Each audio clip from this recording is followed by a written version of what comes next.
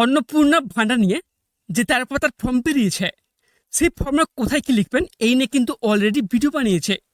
তবুও আপনাদের মধ্যে এখনো অনেকে আছেন তারা বিভিন্ন সমস্যার সম্মুখীন হচ্ছেন।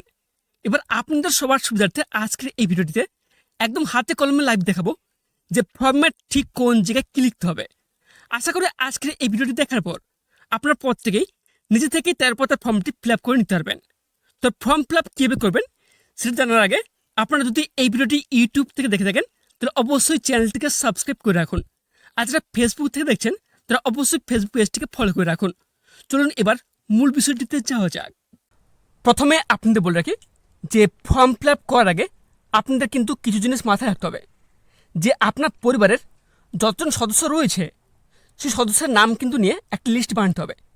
আপনাকে প্রথমে ডিসিশন নিতে হবে যে কাকে আপনি হেড অফ দ্য ফ্যামিলি অর্থাৎ HOF রাখবেন, কিংবা কাকে সদস্য 1 রাখবেন, কিংবা কাকে সদস্য 2, সদস্য 3, সদস্য 4, কিংবা কাকে সদস্য 5 রাখবেন। সেটা কিন্তু আপনারা ফার্স্টে আপনারা ডিসিশন নিয়ে নেবেন। ঠিক আছে, এই মুহূর্তে স্ক্রিন দেখতে পাচ্ছেন, এই মুহূর্তে আপনাদের সুবিধার্থে কিন্তু এখানে লিখে দিয়েছে যে একজন পরিবারের কিন্তু 5 জন সদস্যের নাম নিয়েছে। ঠিক আছে, এখানে নোটিস করবেন এখানে আমি কাকে হেড অফ দ্য ফ্যামিলি অর্থাৎ HOF রেখেছি, রাকেশ মণ্ডলকে।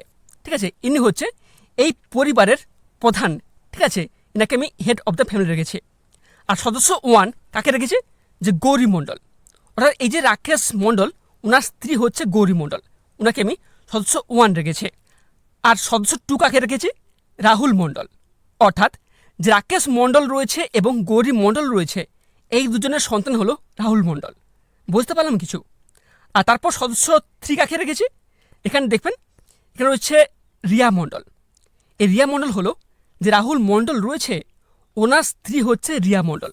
ঠিক আছে, এনাকে কিন্তু সদস্য 3 রেখেছে। তারপর সদস্য 4 কাকে রেখেছে, পি মণ্ডল।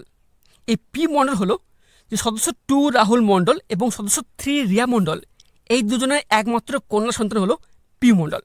ঠিক আছে, এভাবে কিন্তু আপনারা স্টেপ বাই স্টেপ আপনারা বুঝে নেন আমি কি বলতে যাচ্ছি।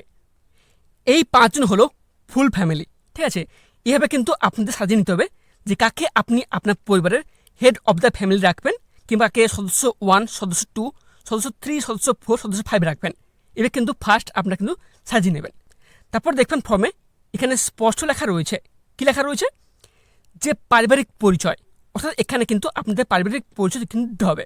ঠিক আছে, তারপর নেক্সট 1 নম্বর কি বলা হয়েছে, যে পরিবারের প্রধানের নাম অর্থাৎ HOF, head of the family. এখানে কিন্তু পুরো নাম কিন্তু এখানে দিতে হবে। যেহেতু আপনাদের বলেছি এখানটায় দেখবেন আমি কিন্তু হেড অফ দ্য ফ্যামিলি অর্থাৎ রাকেশ মণ্ডলকে রেখেছি, এই জন্য কিন্তু এখানটায় রাকেশ মণ্ডলের নাম কিন্তু এখানে লিখেছি। তবে নামটা কোথায় লিখবেন, যে আধার কার্ড অনুযায়ী যাকে হেড অফ দ্য ফ্যামিলি রাখবেন ওনার আধার কার্ডের যে নামটি রয়েছে সেই নামটি কিন্তু এখানে দেবেন। তারপর নেক্সট দেখবেন এখানে কি বলা হয়েছে, জন্ম তারিখ অর্থাৎ ডেট অফ বার্থ। রাকেশ মণ্ডলের যে জন্ম তারিখ রয়েছে সেই জন্ম তারিখ আধার কার্ডের অনুযায়ী সেই জন্ম তারিখটা কিন্তু এখানে দেবেন। তারপর নেক্সট 3 নম্বর কী বলা হয়েছে, এখানে দেখবেন যে পরিবারের প্রধানের লিঙ্গ। অর্থাৎ যাকে আপনি হেড অফ দ্য ফ্যামিলি রাখবেন, যে আপনার পরিবারের প্রধান রয়েছে, তিনি যদি পুরুষ হয়ে থাকে সেক্ষেত্রে পুরুষ যে বক্স রয়েছে এই বক্স টিকচন দেবেন। আর যদি আপনি মনে করেন যে আপনি হেড অফ দ্য ফ্যামিলি আপনি কোনো মহিলাকে রাখবেন, সেক্ষেত্রে কী করবেন, সেক্ষেত্রে দেখবেন এখানে অপশান হচ্ছে মহিলা। ঠিক আছে, এই যে মহিলা রয়েছে এই মহিলার যে ছোটো বক্স রয়েছে এখানে আপনি টিকচন দেবেন। 4 নম্বর রয়েছে পরিবারের প্রধানের আধার নাম্বার। যাকে আপনি পরিবারের প্রধান বানাবেন অর্থাৎ হেড অফ দ্য ফ্যামিলি বানাবেন, তার আধার কার্ডের যে নাম্বার রয়েছে আধার কার্ড নাম্বার কিন্তু এখানে দেবেন। তারপর 5 নম্বর কী বলা হয়েছে, ডিজিটাল রেশন কার্ডে পারিবারিক আইডি যদি থাকে। যদি আপনার ডিজিটাল রেশন কার্ডে পারিবারিক আইডি থাকে, যদি জানা থাকে সেক্ষেত্রে এই বক্স দেবেন। আর যদি না থাকে সেক্ষেত্রে এখানে কোনো দেওয়ার দরকার নেই। যদি আপনি মনে করেন যে আপনার ডিজিটাল রেশন কার্ডে পারিবারিক আইডি দেবেন, কীভাবে খুঁজে বার করবেন এ নিয়ে কিন্তু অলরেডি ভিডিও বানানো রয়েছে। আপনার চাইলে আমার এই ইউটিউব চ্যানেলে কিন্তু ভিডিও বানানো রয়েছে, আপনার চাইলে ভিডিওটি দেখে নিতে পারেন কীভাবে বানাবেন। ঠিক আছে, তারপর দেখবেন 6 নম্বর অপশানে কী বলা হয়েছে, পরিবারের সদস্য সংখ্যা। আপনার পরিবারের মোট কতজন সদস্য সংখ্যা রয়েছে, হেড অফ দ্য ফ্যামিলি নিয়ে সদস্য 1, সদস্য 2, সদস্য 3 সবাইকে মিলে। ঠিক আছে, মোট কতজন সদস্য রয়েছে সেই সংখ্যাটা কিন্তু এখানে লিখবেন। তারপর নেক্সট কী বলা হয়েছে, ঠিকানা। ঠিক আছে, এই যে বক্সটি রয়েছে এই বক্সটিতে আপনার ফুল অ্যাড্রেসটা দেবেন। কোন অ্যাড্রেস দেবেন? স্থায়ী ঠিকানা, আপনার state, district, village, post, pin, police station, আপনার যে সমস্ত ঠিকানা, ফুল অ্যাড্রেস ঠিকানাটি এখানে দেবেন। তারপর দেখবেন কী বলা হয়েছে 8 নম্বরে যোগাযোগ নাম্বার। এখানে দেখবেন সাইটে বলা হয়েছে বিশেষত পরিবারের প্রধানের আধার নাম্বার সংযুক্ত মোবাইল নাম্বার। এখানে বলা হয়েছে আপনি যাকে পরিবারের প্রধান অর্থাৎ হেড অফ দ্য ফ্যামিলি রাখবেন তার আধার নম্বর সংযুক্ত মোবাইল নাম্বার দিতে হবে, এখানে দিতে হবে। তবে এছাড়া আপনাদের বললে কি, যদি আপনাদের যে পরিবারের প্রধান রয়েছে যদি বয়স্ক হয়ে থাকেন সেক্ষেত্রে আপনাদের আধারের সাথে যদি মোবাইল নাম্বার লিঙ্ক না থাকে সেক্ষেত্রে আপনারা কী করবেন? সেহেতু এই মুহূর্তে আপনারা অলরেডি জানেন যে একটি আধারের সাথে মোবাইল নাম্বার লিঙ্ক করার জন্য কতটা এদিকে ওদিকে ছুটতে হয়, অনেক সময় ব্যয় সাপেক্ষ, ঠিক আছে। এই জন্য যদি আপনার যে পরিবার প্রধান রয়েছে তার সাথে যদি আধারের সাথে মোবাইল নাম্বার লিঙ্ক না থাকে সেক্ষেত্রে আপনার পরিবারের দেখবেন আরও অন্য কারোর যদি আধারের সাথে যদি মোবাইল নাম্বার লিঙ্ক থাকে সেক্ষেত্রে ওনারা কিন্তু এখানটায় ওই মোবাইল নাম্বারটা এখানে দিয়ে দেবেন।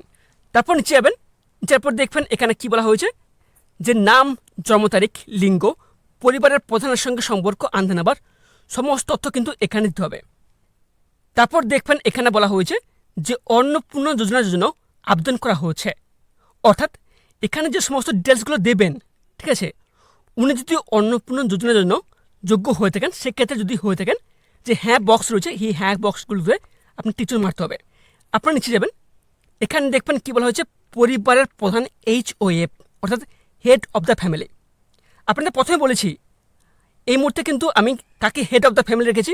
রাকেশ মণ্ডলকে, ঠিক আছে। এই জন্য এখানটায় আমি কার নাম দেবো? রাকেশ মণ্ডল, আপনার যে হেড অফ দ্য ফ্যামিলি রয়েছে রাকেশ মণ্ডল, ঠিক আছে। তারপর দেখবেন সাইডে একটি বক্স রয়েছে হ্যাঁ বলে, ছোটো বক্স। যেহেতু ইনি কিন্তু আমি যাকে পরিবারের প্রধান বা হেড অফ দ্য ফ্যামিলি রেখেছি ইনি কিন্তু পুরুষ, রাকেশ মণ্ডল, ইনি কিন্তু অন্নপূর্ণা ভান্ডার প্রকল্পে আবেদন করতে পারবেন না, ঠিক আছে। এই জন্য কিন্তু এই হ্যাঁ বক্সটিতে আমি টিচন দেবো না। যদি আপনি মনে করেন যে আপনার পরিবারের প্রধান কোনো মহিলাকে রাখবেন, ঠিক আছে, সেক্ষেত্রে ওই মহিলার যদি 25 বছর থেকে 60 বছরের মধ্যে হয়ে থাকে এবং অন্নপূর্ণা ভান্ডার প্রকল্পের জন্য যোগ্য হয়ে থাকেন সেক্ষেত্রে আপনারা এই হ্যাঁ বক্সটিতে আপনারা কিন্তু এখানটায় টিচন দেবেন। বুঝতে পারলাম কিছু? তারপর দেখবেন নেক্সট কী বলা হয়েছে সদস্য 1। আপনি যাকে সদস্য 1 রেখেছেন এখানে দেখবেন প্রথমে যাকে সদস্য 1 রেখেছেন গৌরী মণ্ডল, ঠিক আছে, তার নাম কিন্তু এখানে সদস্য যে 1 রয়েছে গৌরী মণ্ডল এখানে নামটি দেবেন। তারপর সেই গৌরী মণ্ডলের জন্ম তারিখ আধার কার্ড অনুযায়ী যে জন্ম তারিখটা এখানে দেবেন, ঠিক আছে। তারপর রয়েছে লিঙ্গ, ঠিক আছে, যেহেতু গৌরী মণ্ডল একজন মহিলা সেক্ষেত্রে এখানে ফিমেল লিখবেন। তারপর নেক্সট এখানে কি বলা হয়েছে যে পরিবারের প্রধানের সঙ্গে সম্পর্ক কী, অর্থাৎ আপনি যে সদস্য 1 যাকে রেখেছেন তার সম্পর্ক যে পরিবারের যে প্রধান রয়েছে হেড অফ দ্য ফ্যামিলি তার সঙ্গে ওনার সম্পর্ক কী, যেহেতু ইনি ওনার স্ত্রী, ঠিক আছে, এই জন্য লিখেছি ওয়াইফ বলে, ঠিক আছে।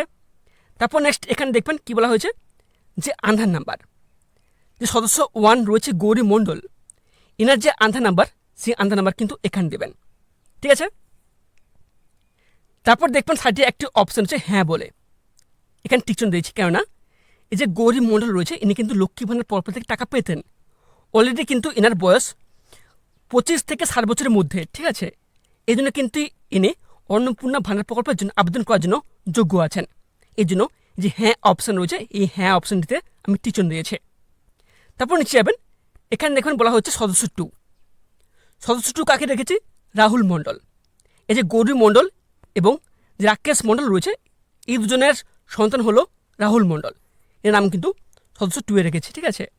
তারপর কিন্তু এনার যে জন্ম তারিখটা দেবেন, তার হচ্ছে লিঙ্গ, যেহেতু ইনি পুরুষ এই জন্য কিন্তু এখানে মেল লেখা রয়েছে, ঠিক আছে।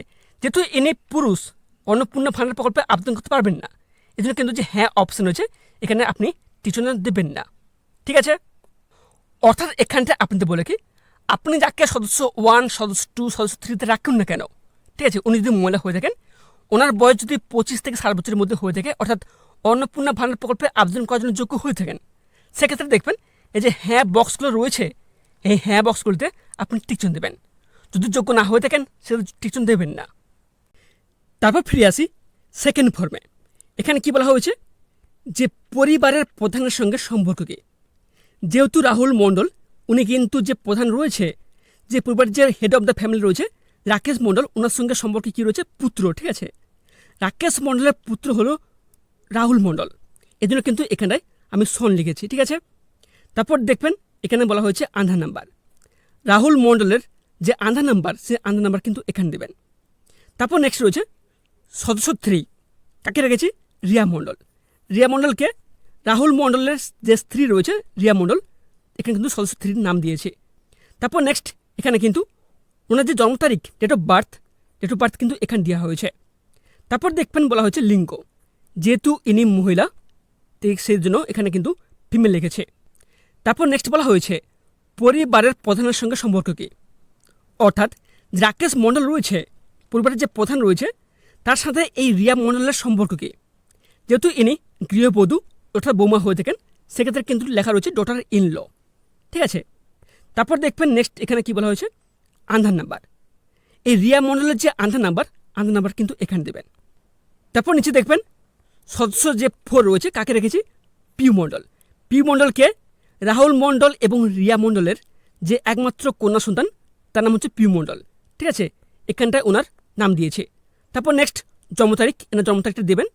তারপর হচ্ছে লিঙ্গ, যেহেতু ইনি মেয়ে এই জন্য কিন্তু ফিমেল লিখবেন। ঠিক আছে, তারপর কি বলা হয়েছে পরিবারের প্রধানের সঙ্গে সম্পর্ক কী, অর্থাৎ যে রাকেশ মণ্ডল রয়েছে তার হাতে পিউ মণ্ডলের সম্পর্ক কী।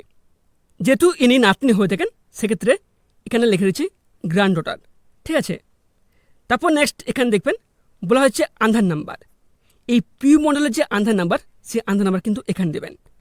তারপর নিচে যাবেন, যার পর দেখবেন এখানে 10 নম্বরে কি অপশানে কী বলা হয়েছে পরিবারের প্রধান এবং পরিবারের সকল প্রাপ্তবয়স্ক সদস্যের ব্যাংক অ্যাকাউন্ট নগদ অর্থ স্থানান্তরের জন্য। ঠিক আছে, অর্থাৎ আপনার পরিবারের যত সদস্য রয়েছে সমস্ত সদস্যের এখানে কিন্তু অ্যাকাউন্ট ডিটেলস কিন্তু এখানে দিতে হবে। ঠিক আছে, এখানে দেখবেন স্পষ্ট কি বলা হয়েছে ডিবিটি ক্রেডিটের জন্য আধার লিঙ্কযুক্ত ব্যাংক অ্যাকাউন্ট প্রদান করুন। এখানটায় ওই সমস্ত ব্যাংকের অ্যাকাউন্ট তথ্য দেবেন যে সমস্ত ব্যাংকের অ্যাকাউন্ট ডিবিটির সঙ্গে লিঙ্ক রয়েছে। তবে এখানটা অনেকের মধ্যে প্রশ্ন থাকতে পারে যে আপনাদের মধ্যে এখনও অনেকে রয়েছেন যারা লক্ষ্মী ভাণ্ডার প্রকল্পের টাকা পাতেন যে অ্যাকাউন্টে, সেই অ্যাকাউন্টে কিন্তু ডিবিটি লিঙ্ক করা নেই, কিন্তু ডিবিটি লিঙ্ক কোথায় করা আছে? অন্য একটি ব্যাংকে। সেক্ষেত্রে আপনার কোন ব্যাংকটি দেবেন? যে ব্যাংকে লক্ষ্মী ভাণ্ডার টাকা পেতেন সেই ব্যাংকটি দেবেন, নাকি যে ব্যাংকের ডিবিটি লিঙ্ক রয়েছে সেই অ্যাকাউন্টটি দেবেন? আমি আপনাদের একটুকুই অ্যাডভাইস দেব, যে ব্যাংকের ডিবিটি লিঙ্ক রয়েছে সেই ব্যাংকটির তথ্য কিন্তু এখানে দেবেন। ঠিক আছে, এখানে দেখবেন প্রথমে কী বলা হয়েছে HOF অর্থাৎ হেড অফ দ্য ফ্যামিলির যে ব্যাংক অ্যাকাউন্ট রয়েছে সেই ব্যাংক অ্যাকাউন্টের নাম কিন্তু এখানে দেবেন। অর্থাৎ উনির স্টেট ব্যাংক অফ ইন্ডিয়ার ব্যাংক রয়েছে, এখানে স্টেট ব্যাংক অফ ইন্ডিয়া লিখে দিয়েছে। তারপর হচ্ছে অ্যাকাউন্ট নাম্বার। ঠিক আছে, এই স্টেট ব্যাংক অফ ইন্ডিয়ার যে অ্যাকাউন্ট নাম্বার রয়েছে হেড অফ দ্য ফ্যামিলির, ওনার কিন্তু অ্যাকাউন্ট নাম্বারটা দিয়ে দিয়েছে। তারপর রয়েছে IFSC কোড। ঠিক আছে, ওই ব্যাংকের যে IFSC কোড রয়েছে IFSC কোড দিয়ে দিয়েছে। এখানটা একটা কথা মাথায় রাখবেন যে সবার যে একই ব্যাংকে অ্যাকাউন্ট থাকতে হবে সেরকম কোনো মানে নেই। ঠিক আছে, সবার কিন্তু আলাদা আলাদা অ্যাকাউন্ট থাকতে পারে বা আলাদা আলাদা ব্যাংক থাকতে পারে।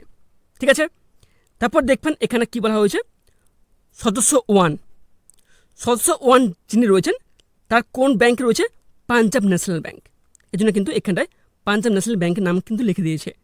তারপর দেখবেন বলা হয়েছে যে অ্যাকাউন্ট নাম্বার, পাঞ্জাব ন্যাশনাল ব্যাংকের যে অ্যাকাউন্ট নাম্বার রয়েছে সেই অ্যাকাউন্ট নাম্বারটি এখানে দেবেন।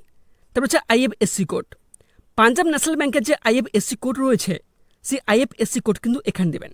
ঠিক আছে, তারপর নেক্সট কী বলা হয়েছে সদস্য 2 এ যিনি রয়েছেন তার ব্যাংকের নাম হলো ওয়েস্ট বেঙ্গল গ্রামীণ ব্যাংক।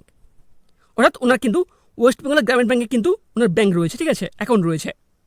তারপর নেক্সট কী বলা হয়েছে অ্যাকাউন্ট নাম্বার, যে ওয়েস্ট বেঙ্গল যে গ্রামীণ ব্যাংকের যে অ্যাকাউন্ট নাম্বার রয়েছে সেই অ্যাকাউন্ট নাম্বার কিন্তু এখানে দেবেন। তারপর রয়েছে IFSC কোড, ওই ওয়েস্ট বেঙ্গল গ্রামীণ ব্যাংকের যে IFSC কোড রয়েছে সেই কোডটা কিন্তু এখানে দেওয়া হয়েছে। তারপর সদস্য 3 কে রয়েছে যে ব্যাংকের নেম। ঠিক আছে, যিনি সদস্য 3 রয়েছেন তার কোন ব্যাংকে অ্যাকাউন্ট রয়েছে? স্টেট ব্যাংক অফ ইন্ডিয়া, এক্ষেত্রে দিয়ে দিচ্ছি নাম। তারপর হচ্ছে অ্যাকাউন্ট নাম্বার দিয়ে দেবেন। তারপর হচ্ছে IFSC কোড দিয়ে দিয়েছে। তারপর দেখবেন এখানটায় সদস্য 4। ঠিক আছে, যেহেতু যিনি সদস্য 4 রয়েছেন ওনার কিন্তু এখনও ব্যাংক অ্যাকাউন্ট নাম্বার নেই। ঠিক আছে, এই জন্য কিন্তু এখানে কোনো তথ্য দেওয়ার দরকার নেই। যদি থাকে তাহলে এখানে অ্যাকাউন্ট তথ্য এখানে দিয়ে দেবেন। 3 নম্বর ফর্মে এখানে দেখবেন 11 নম্বর অপশানে কী বলা হয়েছে যে এপিক HOF এবং সকল প্রাপ্তবয়স্ক সদস্য ভোটার তালিকার অংশ নম্বর সহ এখানে একটা কথা মাথায় রাখবেন, এখানে কিন্তু বলা হয়েছে যে প্রাপ্তবয়স্ক, সে সমস্ত প্রাপ্তবয়স্কের, ঠিক আছে, এপিক নাম্বার এবং বিধানসভা ক্ষেত্র এবং অংশ নাম্বার কিন্তু দিতে বলা হয়েছে। ঠিক আছে, প্রথমে এখানে দেখবেন, এখানে কিন্তু বলা হয়েছে HOF এপিক নাম্বার, অর্থাৎ আপনার পরিবারের যে প্রধান রয়েছে, head of the family, owner epic number অর্থাৎ ভোটার কার্ডের যে নাম্বার রয়েছে সেই নাম্বারটা কিন্তু এখানে দেবেন। ঠিক আছে, তারপর হচ্ছে বিধানসভা ক্ষেত্র এবং অংশ নাম্বার, এবং সেই বিধানসভা ক্ষেত্র এবং অংশ নাম্বার কিন্তু দিয়ে দেবেন। ঠিক আছে, তারপর সদস্য 1, সদস্য 2, সদস্য 3 যারা রয়েছেন প্রত্যেকের কিন্তু এপিক নাম্বার এবং বিধানসভা ক্ষেত্র এবং অংশ নাম্বার দিয়ে দেবেন। এর সাথে আপনাদের বলে রাখি যে এই সমস্ত বিধানসভা ক্ষেত্র এবং অংশ নাম্বার পাবেন কোথায়। এই সমস্ত বিধানসভা ক্ষেত্র এবং অংশ নাম্বার আপনার ভোটার লিস্ট থেকে কিন্তু পেয়ে যাবেন। এছাড়া আপনারা যদি মনে করেন যে আপনি অনলাইন থেকে বার করবেন, সেক্ষেত্রে কিন্তু অনলাইন থেকেও বার করা যায়। এই নিয়ে কিন্তু অলরেডি ভিডিও বানানো রয়েছে আমার চ্যানেলে, আপনারা কিন্তু চাইলে আমার চ্যানেলে ভিজিট করে ওই ভিডিওটি দেখে নিতে পারেন যে কীভাবে অনলাইনে আপনার বাড়িতে বসে যে এই বিধানসভা ক্ষেত্র এবং অংশ নাম্বার বার করবেন। তারপর দেখবেন এখানে সদস্য 4, সদস্য 4 কিন্তু এখানে এপিক নাম্বার কিংবা বিধানসভা ক্ষেত্র এবং অংশ নাম্বার দেয়নি। কেননা এর কারণ আছে, কেননা এখানে দেখবেন প্রথমে বলে রেখেছি যে প্রাপ্তবয়স্ক। ঠিক আছে, প্রাপ্তবয়স্ক বলা হয়েছে, যেহেতু যে সদস্য 4 নম্বর রয়েছে ইনি কিন্তু এখনও প্রাপ্তবয়স্ক হয়নি, অর্থাৎ 18 বছর হয়নি, ইনি কিন্তু এখনও ভোটার কার্ড তৈরি হয়নি, এই জন্য কিন্তু এখানে কোনো প্রকার তথ্য আমরা দিয়ে নিই। ঠিক আছে, তারপর 12 নম্বর অপশানে কী বলা হয়েছে যে বিভাগ। ঠিক আছে, আপনি জেনারেল হয়ে থাকেন কিংবা ST SC OBC হয়ে থাকেন, এখানে কিন্তু আপনারা সিলেক্ট করে নেবেন। ঠিক আছে, তারপর নিচে যাবেন, এখানে কী বলা হয়েছে 1 নম্বরে যে আপনার কি ডিজিটাল রেশন কার্ড আছে। যদি আপনার পরিবারের ডিজিটাল রেশন কার্ড থেকে থাকে সেক্ষেত্রে আপনারা হ্যাঁ অপশানে টিকচন দেবেন। যদি না থেকে থাকে সেক্ষেত্রে আপনার না যে বক্স রয়েছে এই বক্সটাতে আপনার টিকচন দেবেন। ঠিক আছে, তারপর নেক্সট কী বলা হয়েছে এখানটায়, যদি হ্যাঁ হয় তবে কার্ডের ধরন উল্লেখ করুন। যদি আপনার ডিজিটাল রেশন কার্ড থেকে থাকে তবে সেটা কোন ধরনের, AAY নাকি SPHH নাকি RKSY2 নাকি PHH নাকি RKSY1 নাকি ভর্তুকিহীন। এই মুহূর্তে কিন্তু এই পরিবারের যে AAY রয়েছে যে কার্ডের ধরন কিন্তু এই বক্সটিতে টিকচন দিয়েছে। তারপর কি বলা হয়েছে যে পরিবারটি রেশন দোকান থেকে মাসিক রেশন তুলছে কিনা।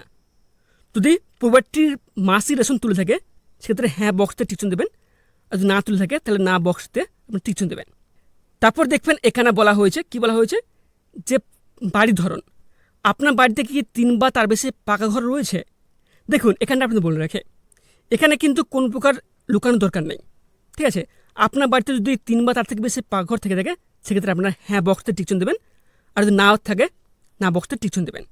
ঠিক আছে, এক্ষেত্রে কিন্তু কোনো প্রকার বলা হয়নি যে আপনার বাড়িতে যদি 3 বা তার থেকে বেশি পাকঘর থাকে সেক্ষেত্রে আপনারা অন্নপূর্ণা ভাণ্ডার প্রকল্প থেকে টাকা পাবেন না, এরকম কিন্তু কোনো কিছু বলা হয়নি। ঠিক আছে, সেহেতু এখানে কিন্তু কোনো কিছু লোকার কিছু নেই। আপনার যদি থাকে তাহলে হ্যাঁ করবেন, তাহলে না অপশানটিতে আপনারা টিকচন দেবেন। তারপর নেক্সট কী বলা হয়েছে যে পারিবারিক জমির মালিকানা, অর্থাৎ আপনার নিজস্ব কোনো জমি আছে কি না। যদি আপনার নিজস্ব জমি থাকে সেক্ষেত্রে এই যে হ্যাঁ বক্স রয়েছে এই বক্সে টিকচন দেবেন, যদি না থেকে থাকে না বক্সে টিকচন দেবেন। তবে এখানে প্রশ্ন হচ্ছে অনেকে কিন্তু ভাড়া বাড়ি থাকে। ঠিক আছে, সেক্ষেত্রে যদি আপনাদের নিজস্ব যদি জায়গা থেকে থাকে সেক্ষেত্রে যদি হেড অফ দ্য ফ্যামিলির যিনি রয়েছেন ওনার নামে যদি কোনো জমি থেকে থাকে সেক্ষেত্রে কিন্তু আপনারা এই হ্যাঁ বক্সে টিকচন দেবেন। ঠিক আছে, আর যদি না থেকে থাকে না বক্সে টিকচন দেবেন। তারপর দেখবেন এখানে বলা হয়েছে রেজিস্ট্রেশন নথি, মিউটেশনের কপি এবং ROR হালনাগাদের তারিখ সহ সর্বশেষ জমির রেকর্ডের কপি। অর্থাৎ আপনারা যখন এই ফর্মগুলো ফিল আপ করে জমা দিবেন তার সাথে কিন্তু এই সমস্ত ডকুমেন্টসগুলো আপনারা চাইলে অ্যাটাচ করে জমা দিতে পারেন। ঠিক আছে, তারপর ফিরে আসি 4 নম্বর ফর্মে। এখানে দেখবেন বলা হয়েছে পরিবারের সকল সদস্যের মোট জমির পরিমাণ কত। এখানে একটা জিনিস নোটিস করবেন, এখানে কিন্তু বলা হয়নি যে একজন সদস্যের মোট জমির পরিমাণ কত। এখানে বলেছেন যে আপনার পরিবারের যতজন সদস্য রয়েছে সবার মিলে কিন্তু কত পরিমাণ জমি রয়েছে সেটা কিন্তু উল্লেখ করতে বলা হয়েছে। এখানে বলা হয়েছে কি শতক আকারে, কত বিঘা এটা কিন্তু বলা হয়নি। আপনার কত রয়েছে শতক সেটা কিন্তু সংখ্যায় কিন্তু এখানে লিখবেন। ঠিক আছে, তারপর নিচে আসবেন, এখানে কি বলা হয়েছে যানবাহন, আপনি বা পরিবারের কোনো সদস্য কি অবাণিজ্যিক মোটর চালিত 4 চাকার গাড়ি আছে। যেহেতু এই পরিবারের কোনো প্রকার 4 চাকার গাড়ি নেই এতে দেখবেন না বক্সটি আমি টিকচন দিয়েছি। যদি থেকে থাকে সেক্ষেত্রে আপনি কী করবেন হ্যাঁ বক্সতে টিকচন দেবেন। ঠিক আছে, তারপর কী বলা হয়েছে যদি হ্যাঁ হয় তবে গাড়ির সংখ্যা উল্লেখ করুন। যদি থাকে তাহলে গাড়ির সংখ্যা কিন্তু এখানে উল্লেখ করতে বলা হয়েছে। তো তবে গাড়ির রেজিস্ট্রেশন নাম্বার এখানে দিয়ে দেবেন। তবে এখানটা আপনাদের বলে রাখি যে এখানে কোথাও কিন্তু উল্লেখ করা নেই যে 4 চাকার গাড়ি থাকলে কিন্তু আপনি অন্নপূর্ণা ভান্ডার প্রকল্প থেকে টাকা পাবেন না। এক্ষেত্রে ভয়ের কোনো দরকার নেই। আপনার যদি থাকে তাহলে হ্যাঁ অপশানে টিচুন দেবেন, না থাকে না অপশানটিতে আপনার টিচুন দেবেন। ঠিক আছে। তারপর দেখবেন এখানে বলা হয়েছে যে পারিবারিক সদস্যের স্বাস্থ্য বিমা। এখানটায় কী বলা হয়েছে, যদি হ্যাঁ হয়, যদি আপনার যদি পারিবারিক কোনো সদস্যের স্বাস্থ্য বিমা থেকে থাকে সরকারি বা বেসরকারি, সেক্ষেত্রে অঙ্ক এবং প্রিমিয়ামের বিবরণ সহ উল্লেখ করুন। ঠিক আছে। এক্ষেত্রে দেখবেন এক্ষেত্রে আমি কিন্তু হ্যাঁ বক্সতে টিকচন দিয়েছি, কারণ না এই মুহূর্তে এই পরিবারের স্বাস্থ্যসাথী কার্ড রয়েছে এবং সেখান থেকে 5,000 টাকা কিন্তু বেনিফিট পাওয়া যায়। কিছুদিন আগে কিন্তু আপনারা নোটিস করবেন যে আমাদের মাননীয় মুখ্যমন্ত্রী শুভেন্দু অধিকারী মহাশয় বলেছেন যতক্ষণ না আয়ুষ্মান কার্ড চালু হচ্ছে ততক্ষণ পর্যন্ত স্বাস্থ্যসাথী কার্ড কিন্তু চালু থাকবে। সেক্ষেত্রে কিন্তু এই পরিবারের স্বাস্থ্যসাথী কার্ড রয়েছে 5,000 টাকা সুবিধা পান। এখানে একটা দিন নোটিস করবেন যে স্বাস্থ্যসাথী যে কার্ড রয়েছে সেই কার্ডে কতজনের নাম রয়েছে।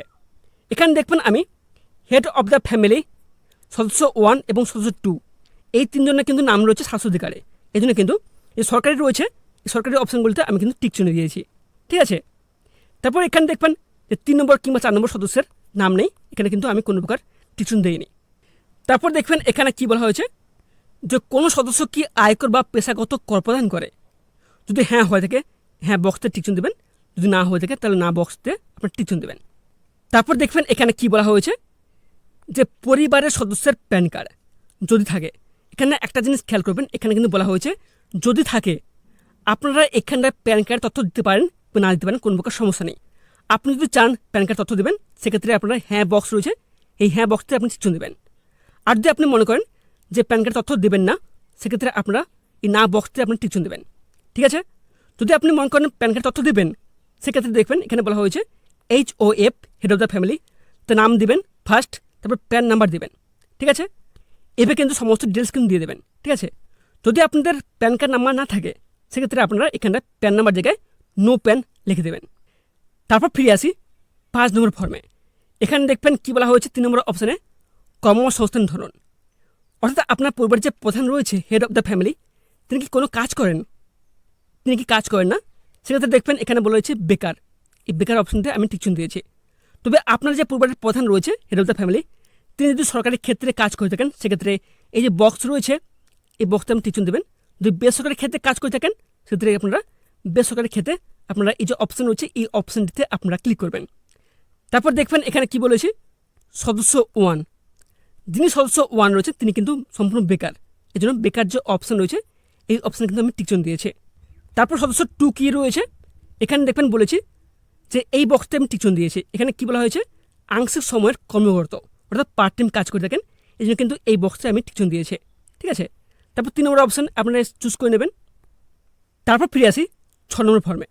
এখানে দেখবেন কী বলা হয়েছে সদস্য 4 ইনও কিন্তু অন্যান্য, এই অবস্থায় আমি টিক চিহ্ন দিয়েছি। তারপর নিচে আসবেন, যার পর দেখবেন এখানে কী বলা হয়েছে যে পরিবারের শিক্ষিত প্রাপ্তবয়স্ক সদস্যদের সংখ্যা এবং পরিবারের অশিক্ষিত প্রাপ্তবয়স্ক সদস্যের সংখ্যা। এখানে কিন্তু বলা হয়েছে যে প্রাপ্তবয়স্ক। ঠিক আছে। যে আপনার পরিবারের কজন প্রাপ্তবয়স্ক শিক্ষিত আছেন আর কজন অশিক্ষিত আছেন সে কিন্তু এখানটা বলা হয়েছে। এখানে নোটিস করবেন এখানে কিন্তু লেখা রয়েছে শিক্ষিত প্রাপ্তবয়স্ক সদস্য। ঠিক আছে। কজন রয়েছেন শিক্ষিত 3 জন, এই জন্য আমি 3 লিখে দিয়েছি। তারপর নেক্সট কী বলা হয়েছে অশিক্ষিত প্রাপ্তবয়স্ক সদস্য, অর্থাৎ কতজন অশিক্ষিত রয়েছেন তার সংখ্যাটা কিন্তু এখানে বসে দিচ্ছে মাত্র 1 জন। ঠিক আছে। এখানে দেখবেন বলা হয়েছে যে পরিবারের যে প্রধান যে হেড অফ দ্য ফ্যামিলি রয়েছে তিনি কি শিক্ষিত নাকি অশিক্ষিত। যেহেতু উনি শিক্ষিত এই জন্য বক্সতে আমি টিক চিহ্ন দিয়েছি। ঠিক আছে। তারপর নেক্সট বলা হয়েছে সর্বোচ্চ শিক্ষাগত যোগ্যতা কত। উনি যে শিক্ষিত ওনার শিক্ষাগত যোগ্যতা কত এখানে কিন্তু লিখে দিয়েছে MP, অর্থাৎ মাধ্যমিক পাস। ঠিক আছে। তারপর নেক্সট এখানে দেখবেন সদস্য 1 ক্ষেত্রে কি বলেছি যে অশিক্ষিত।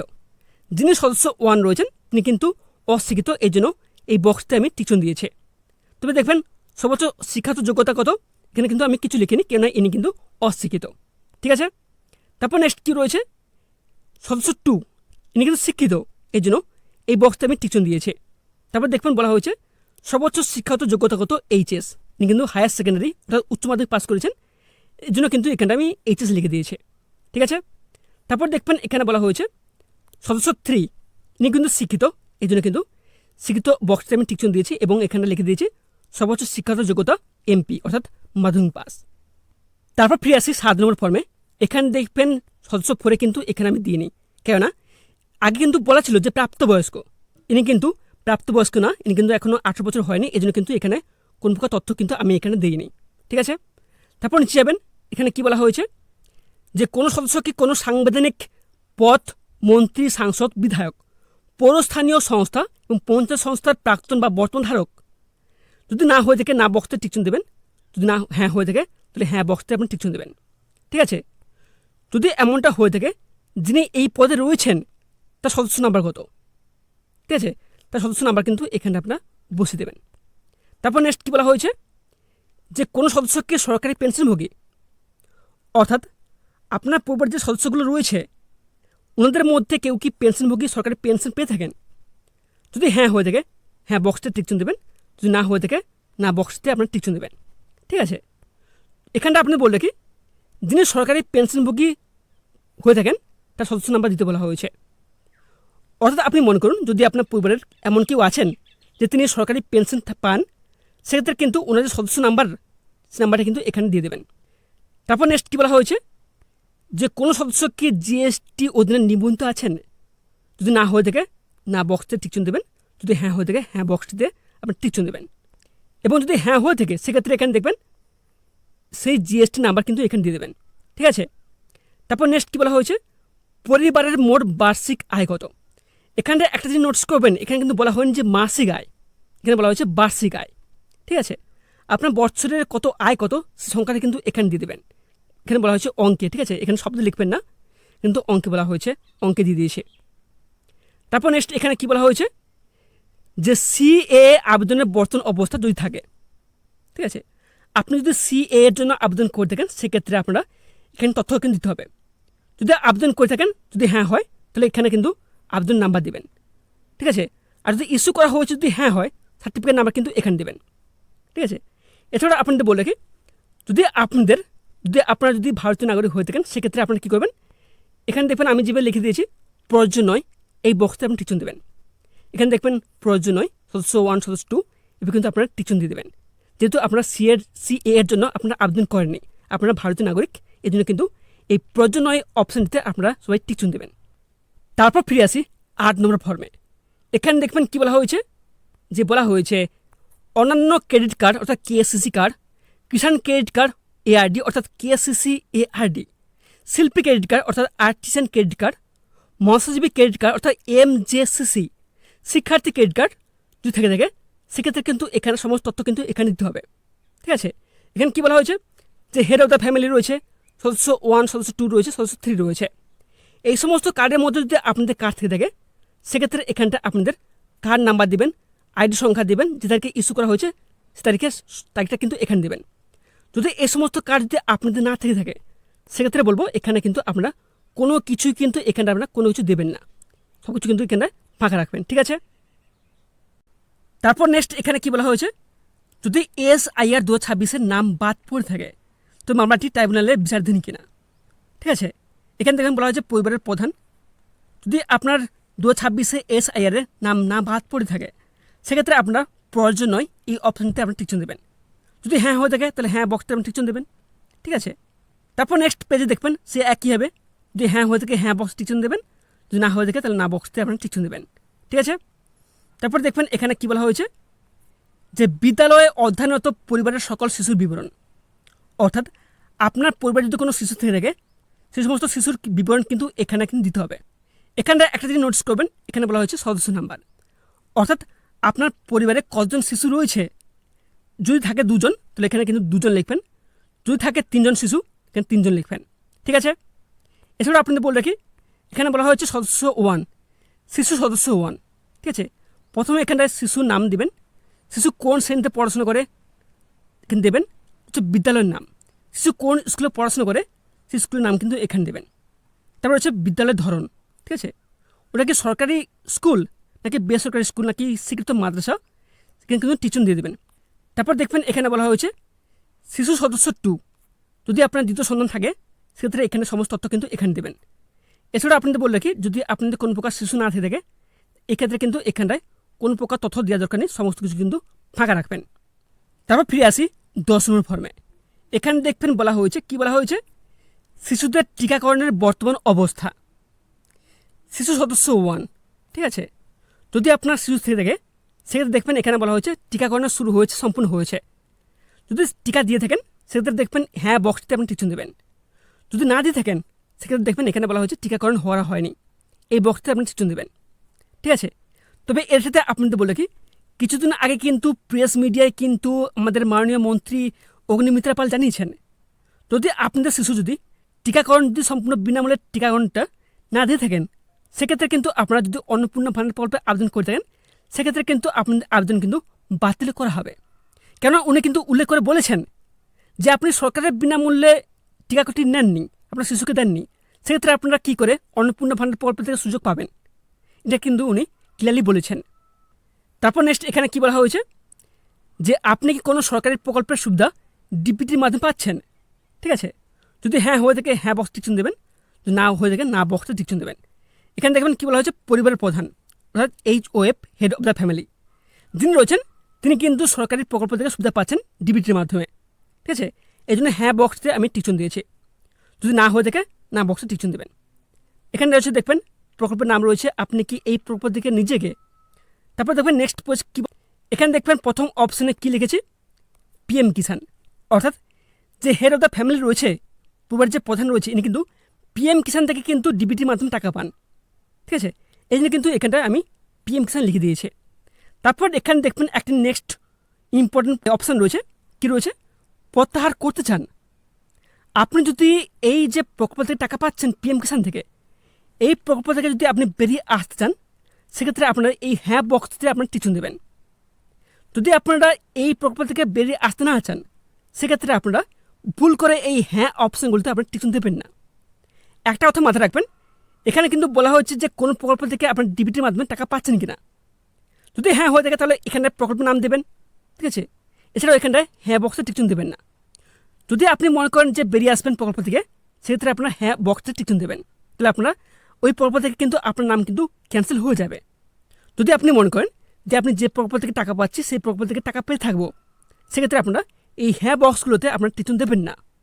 তারপর নেক্সট আসবেন, নেক্সট দেখবেন এখানে আমি কিন্তু কী বলা হচ্ছে সদস্য 2, অর্থাৎ আমি যাকে সদস্য 2 রেখেছি ইনিও কিন্তু PM কিষাণ প্রকল্প থেকে শুনতে পাচ্ছেন, ইনি কিন্তু সেম, ইনি কিন্তু এখানে কিন্তু কোনো প্রকার হ্যাঁ বক্সে টিকচিহ্ন দেয়নি, অর্থাৎ ইনি যে সমস্যা নিয়েছেন ইনি কিন্তু PM কিষাণ প্রকল্প থেকে টাকা পেতে চাইছেন, এই জন্য কিন্তু শুধুমাত্র প্রকল্পের নাম দিয়েছেন, এখানে কিন্তু কোনো প্রকার টিকচিহ্ন দেয়নি। তারপর ফিরে আসি নেক্সট ফর্মে। এখানে দেখবেন সবই একই রয়েছে, সদস্য 4, সদস্য 5 রয়েছে, আপনি দেখে নেবেন। তারপর নেক্সট এখানে কি বলা হয়েছে যে বাদ দেওয়া হলে কারণ অফিসার কর্তৃক পূরণীয়। এখানে কিন্তু কোন প্রকার আপনারা লিখবেন না, এটা কিন্তু সম্পূর্ণ অফিসার লিখবে, ঠিক আছে। তারপর নেক্সট কী বলা হয়েছে ঘোষণা ও সম্মতি। আমি এই মর্মে ঘোষণা করছি যে উপরের প্রদত্ত তথ্য আমার জ্ঞান ও বিশ্বাস অনুযায়ী সম্মতি দিচ্ছেন, এক্ষেত্রে এই বক্সটিতে আপনি টিকচিহ্ন দেবেন। তারপর নেক্সট পেজে এখানে কি বলা হয়েছে সত্য এবং প্রযোজ্য ক্ষেত্রে আমি সকল সহায়ক নথি প্রদান করেছি এবং উপরে উল্লেখিত কোনো মানদণ্ড বাদ দিয়ে নেই। আমি অবগত যে আমার প্রদত্ত কোনো তথ্য মিথ্যা প্রমাণিত হলে আমার সামাজিক সুরক্ষা সংক্রান্ত সুবিধাসমূহ বন্ধ হয়ে যেতে পারে। অর্থাৎ এখানে ক্লিয়ারলি বলা হয়েছে আপনি যদি কোনো তথ্য যদি ভুল দিয়ে থাকেন সেক্ষেত্রে আপনি যে প্রকল্প থেকে টাকা পাচ্ছেন কিংবা আবেদন করছেন সেক্ষেত্রে আপনারা কিন্তু সম্পূর্ণভাবে বঞ্চিত হবেন। এখানটা আপনারা যত চেষ্টা করবেন সম্পূর্ণ সঠিক তথ্য দেওয়ার, ঠিক আছে। তারপর দেখবেন এখানে বলা হচ্ছে স্বাক্ষর, এখানে কিন্তু লেখা রয়েছে সাকেশ মণ্ডল, উনি কিন্তু এখানটায় সিগনেচার করেছেন। তারপর এখানে কি বলা হয়েছে এন্ড অফ দ্য ফর্ম, অর্থাৎ এখানে কিন্তু ফর্ম কিন্তু শেষ। তারপর এখানে যেটা বলা হয়েছে যে শুধুমাত্র সরকারি ব্যবহারের জন্য, এগুলো কিন্তু আপনারা কোনো কিছু ফর্ম ফিল আপ করবেন না, এগুলো কিন্তু সব সরকারি হবে, ঠিক আছে। আশা করি এরপরেও আপনাদের কোন প্রকার অসুবিধা হবে না। ফর্ম ফিল আপ করে তার সাথে অবশ্যই যে সমস্ত দরকারি ডকুমেন্টসগুলো রয়েছে যেমন Aadhaar card, voter card, ration card, PAN card, ব্যাংকের পাসবই, জমি নথি, স্বাস্থ্য বিমা ইত্যাদি সমস্ত ডকুমেন্টসের কপি নেবেন এবং সেগুলিতে সেলফ অ্যাটাচড করে অরিজিনাল তারপর তার ফর্মের সাথে অ্যাটাচ করে একটু খোঁজ নেবেন কোথায় ফর্ম জমা নেওয়া হচ্ছে। যেখানে ফর্ম জমা নেওয়া হচ্ছে সেখানে জমা দিয়ে আসবেন এবং জমা দেওয়ার পর যদি কোনো স্লিপ দেয় তাহলে সেটাকে সযত্নে নিজের কাছে রেখে নেবেন। তো আজকের মতো এখানে শেষ করছি, দেখা হচ্ছে পরবর্তী কোনো ভিডিওটিতে। সবাই ভালো থাকবেন, সুস্থ থাকবেন, ধন্যবাদ।